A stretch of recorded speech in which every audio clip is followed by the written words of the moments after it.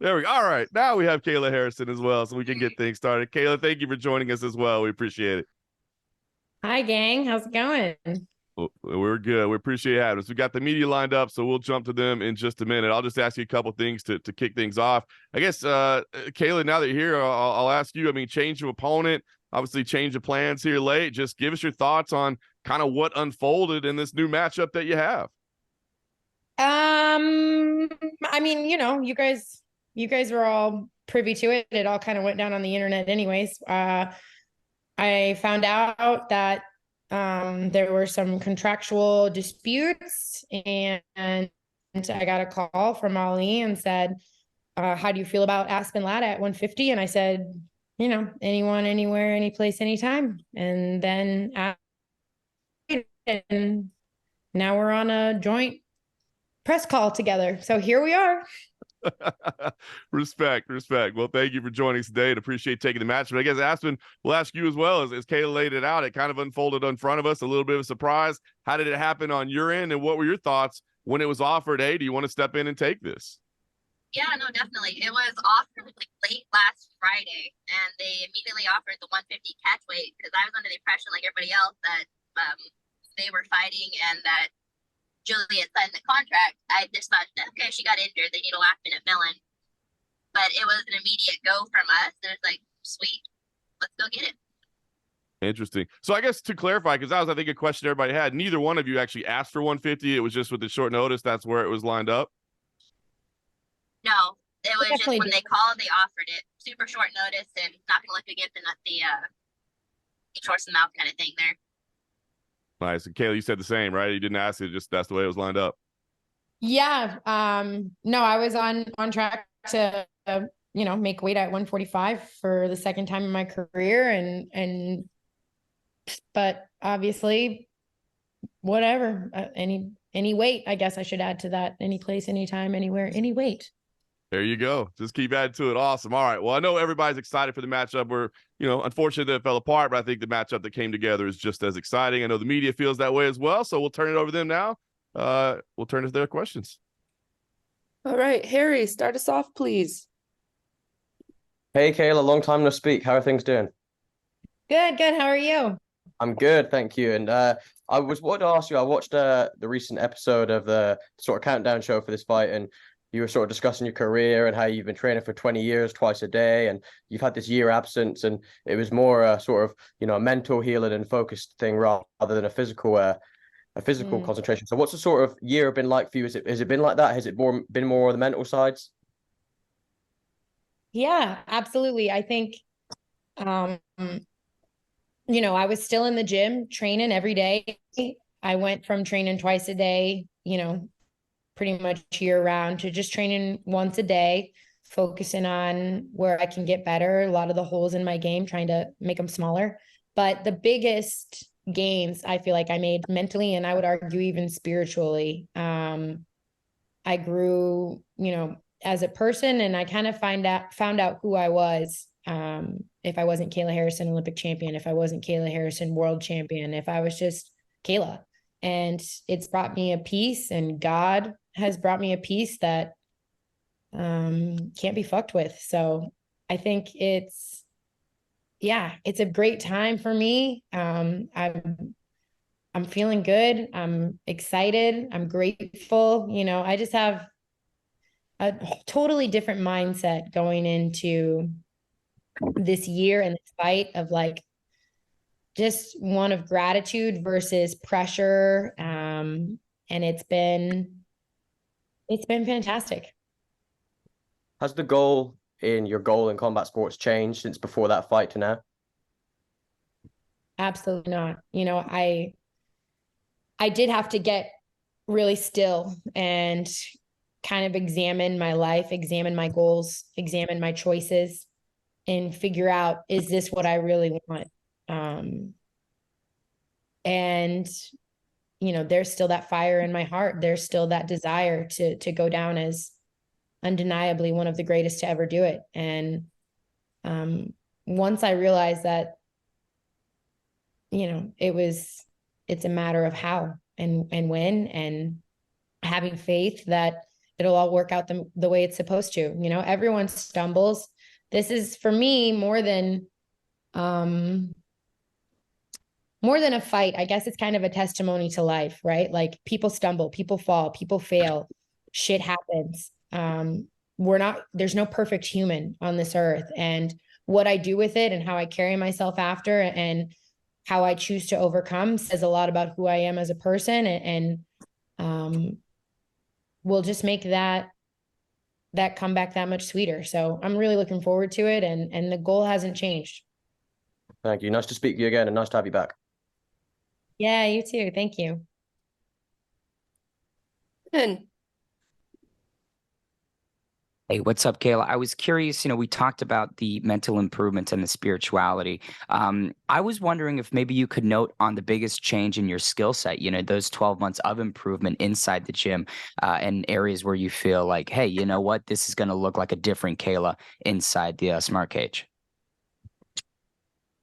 Yeah, I mean, I think I'm coming into this year in this fight as a different fighter completely, I'm much more well-rounded. I think my comfort level has increased. I think my range finding ability, my striking, just my fight IQ in general has gone up a level. I'm not, yeah, I think you guys are just gonna have to wait and see, but a lot of it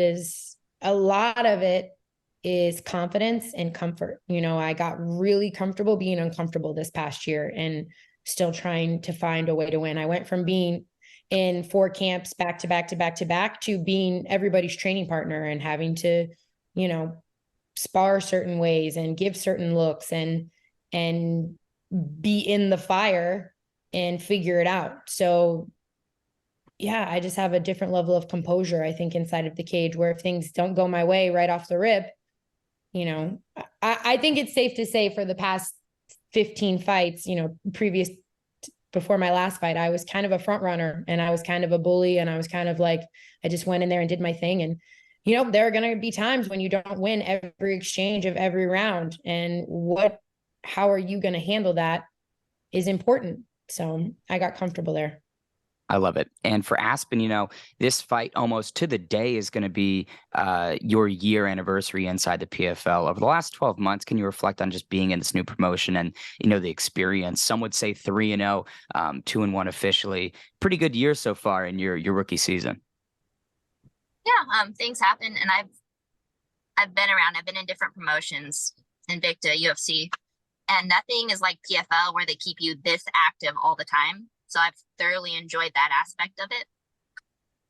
So yeah, just being able to be so active, being able to go out and improve in every fight and not having to wait months on end, that's been the biggest change and the thing that I enjoy the most with it.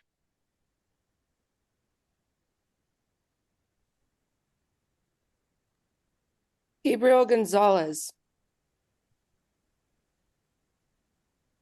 Hey guys, thank you. Aspen, I have a quick one to start with you. We spoke recently. I'm just wondering, you do a lot of these Zooms in your car with your dogs. Have you ever thought, what do they think about when they see you talking in your phone all the time?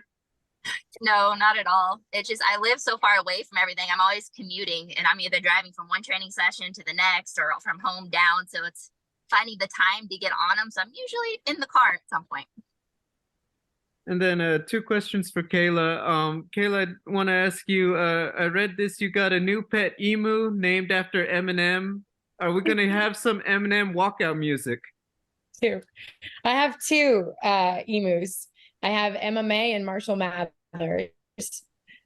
The kids picked the first names and I picked the middle names, but no, actually, I'm not sure if it's going to be done, but there's a pretty cool initiative that's happening with Bose, and a female producer. So it won't be Eminem. It might be something new though, which is exciting. Looking forward to it. And then my final question for you, Kayla. One of the things I noticed on your social media that you've really been pushing is this kind of more focus once again on your book and the Fearless Foundation. You're obviously a very famous fighter, obviously have a very big platform. As you get back into competition finally, how big is it for you to kind of just remind people about all these things you have going on and being able to help others through that platform. Yeah. I mean, that's one of the big reasons I do what I do. You know, I love to fight.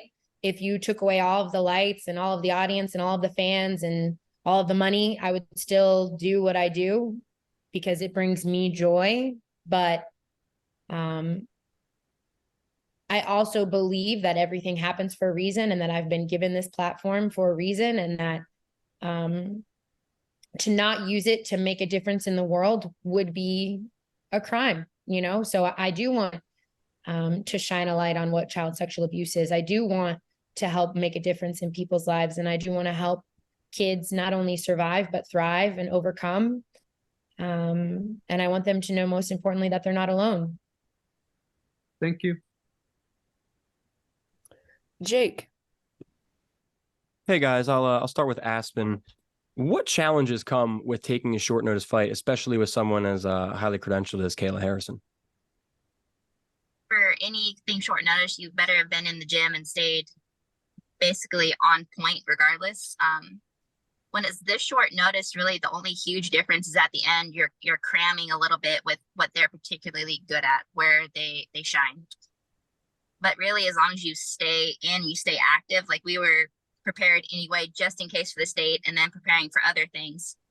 So as long as you're not out of shape, you're not out of the gym, you can adjust to anything. And then Aspen, I'll come back to you in a second, but Kayla, similarly, I mean, how do you prepare for Aspen compared to Bud? Like, is that a big difference? Did that change a lot of things up towards the end of camp? I mean, obviously stylistically, they're super different fighters, but you know, I think the focus is always on my game plan, not necessarily my opponent's game plan. So it hasn't changed a ton. I've become more aware of certain situations that Aspen may be better at than, say, Julia was. But for the most part, yeah, I'm ready. I'm ready for anyone. It's about me. And then last one for me, back to Aspen. I'm just curious, where do you put Kayla on like your GOAT list, or at the least, what's it like to fight a fighter that maybe you've looked up to? I don't know, a lot of respect at least. Oh, definitely. She's been the face of PFL. And as soon as I signed with them, obviously that's the fight where you're talking about it. It's like, we'll probably eventually fight her. And it's honestly, it's awesome. I'm grateful for the opportunity to be here. I'm grateful to fight her. And the fact that it happened on such short notice, so be it. Like, we wanted this one, happy to have it, and here we go. Ronald. This is Ronald E. Smith. First question I have is for Aspen. And as you said that you have utmost respect for Kayla, but also when the cage door closes, you know, competition is competition. So when you've seen her past fights, what's the one thing that's really speaks out to you or really stands out the most whenever you're trying to study a fighter like Kayla? Kayla is one of the best specialists there is in the game. Like, if you look at her, and obviously she's becoming a more well-rounded fighter and striving to, like we all are, but you're not going to have somebody with that kind of credentials in what she has done. And there's very, very few. So a very high-level specialist. And for Kayla, just to throw it to you, I know you brought up previously that one of the things you said was you got comfortable being uncomfortable. So I would love to know that, just to go more on depth on that. How did you then get past those thoughts, be where you are right now? Sorry, can you say that again? How did you get past those thoughts to be where you are right now? Yeah, I mean, you just kind of, you get to this. I think that fighting is such a solo sport, but you really have to have people around you who are willing to test you and push you and like I said, make you uncomfortable in order to get to that next level. And, you know, I've been training and being uncomfortable with no goal for 10 months. I was just kind of like in the gym every day, uncertain, but certain that I wanted to be there and that I wanted to get better. So, you know, I did only striking rounds. I did, you know, rounds where I'm on the bottom. I did rounds where there's, you know, 8-time world BJJ champions on my back trying to take my neck off. And I've done rounds where there's, world-class kickboxers trying to kick my head off. And I think that has allowed me the space to grow and realize that like MMA is just like everything else. You got to find a way, you got to dig deep, you got to figure it out, you got to keep your composure while. Thank you, Liz. Good luck to your fight. Thank you. Sean. All right, ladies, Sean Murphy here. I've been following you guys for quite some time. Two of my favorite female fighters on this said planet. Guys, we are about a week out, something like that. How anxious are you to get back into the ring, Kayla? And Aspen, same goes for you. How anxious are you to be a part of such a stupendous card? I was part of this card last year, but obviously it's not to the level of Kayla where she's been on it for like the last 4 years in a row or 3 years, however many it's been. But I'm thrilled. Like, I wanted to fight again this year anyway, and to get this call is fantastic. Yeah, I couldn't agree more. Aspen has got to fight this year, so I'm looking forward to my layoff being done, being out of purgatory. It's one of the richest nights in MMA. 6 lives will be changed. Fighters are fighting for $1 million in a world title, and a chance to cement their names in the PFL legacy books. So I'm excited to be a part of it. I'm excited to share the cage with someone like Aspen and go out there and put on one hell of a show. Ladies, success. Can't wait to see you guys perform. Thank you. Marty. Hey all. First question to Kayla.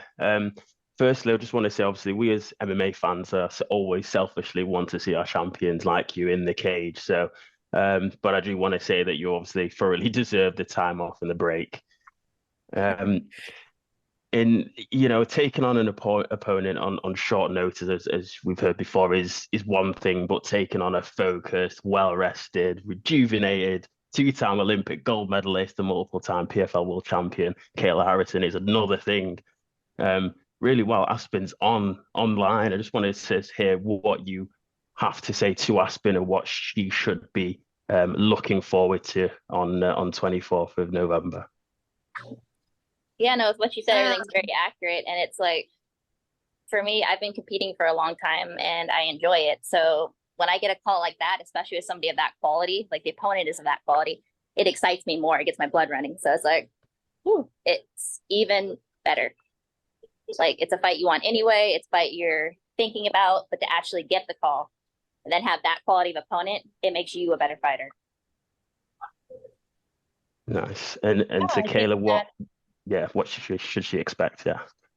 I mean, I think, my sentiment and my emotions toward Aspen are ones of gratitude. I think that I'm grateful for someone like her to step up and to take the fight on short notice and to be so game.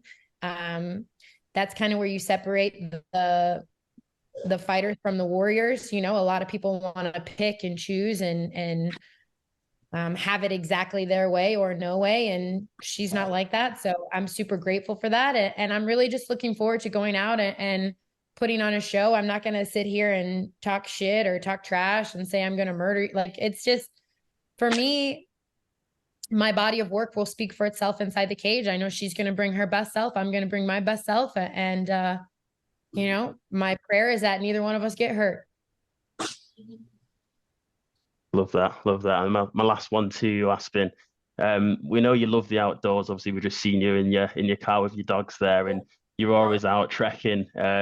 I see on your socials that you, on one of the trekking paths that you were on recently, there were some scratch marks in the trees, which looked like some wild bear marks. You're obviously unfazed by wild bears, and you seem unfazed, obviously, by facing Kayla in 10 days' time, which obviously alludes to the confidence that you have in your own skills. But is there any areas specifically in Kayla's game that you feel that you can take advantage of in the coming fight?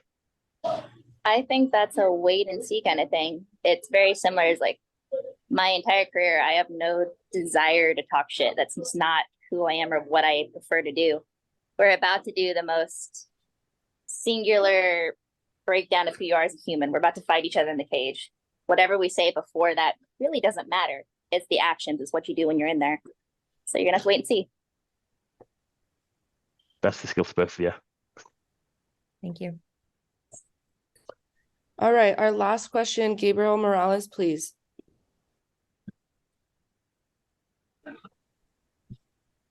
Oh my God. So my first question goes to Kayla. So knowing that you took a year off of a lot of mental preparation, how does it feel to be back in these moments a week before?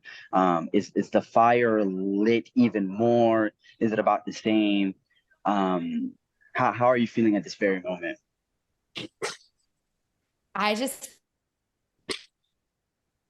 I think I was to my good friend Kayla Rocco before jumping on this call. She's my personal professional braider, so props to Kayla. But I was talking a lot about how, especially after a loss in life or in a fight, you kind of have to, you question things, am I cut out for this? Is this who I am? Is this what I want?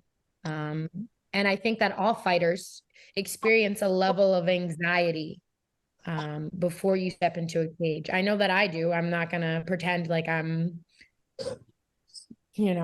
like this.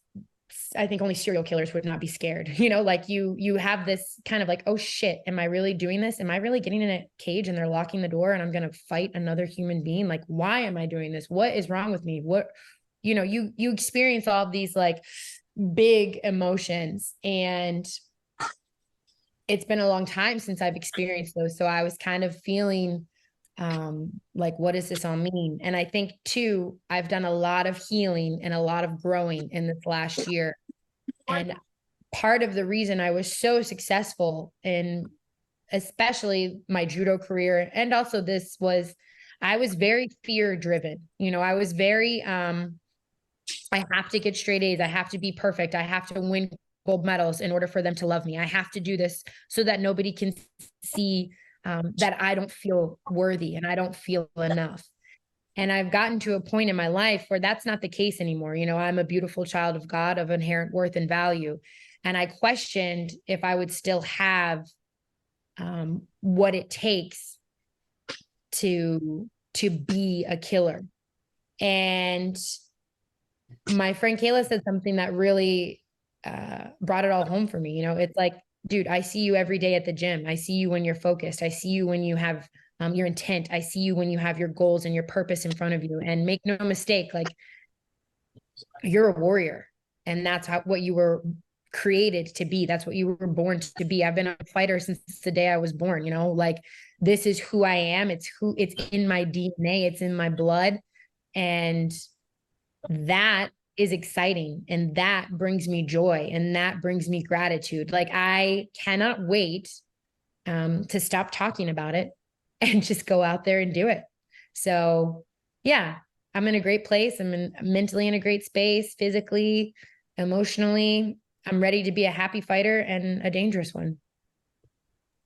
Thank you so much. My next question goes to Aspen. Knowing that the transfer to the PFL from the UFC, you're in a different weight class now. How does it feel now? Do you feel as if this evolution into a new weight class has developed into a better fighter, rather than what you were going through to the UFC? Do you feel like you're in a better place now than you were before? And how is it feeling right now? Oh, definitely. In the UFC, trying to make 135, the emphasis on trying, it was constant depletion, constantly just doing everything I can to be small enough to hopefully make it. There was absolutely no way I could fight this many times in 1 year or be the backup fights like this one. I just physically couldn't do it.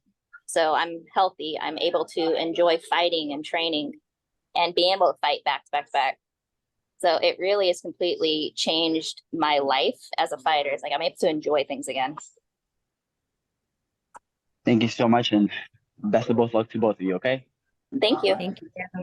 Awesome. Well, Kayla's ready to stop talking about it and just get in there. Aspen's clearly got a workout to get to. We're slowing that down. So that's probably a good place to end it for everybody. Cool. Sorry we couldn't get to everybody, but Kayla, Aspen, obviously, we've all been excited since this matchup was announced, so we're looking forward to seeing you next week in Washington, D.C. So thank you for the time. Yeah, thanks, John, and everybody else. I will see you all next week. Thank you. Bye. Awesome. We'll see you out there. Thanks to the media as well. You fool, boy.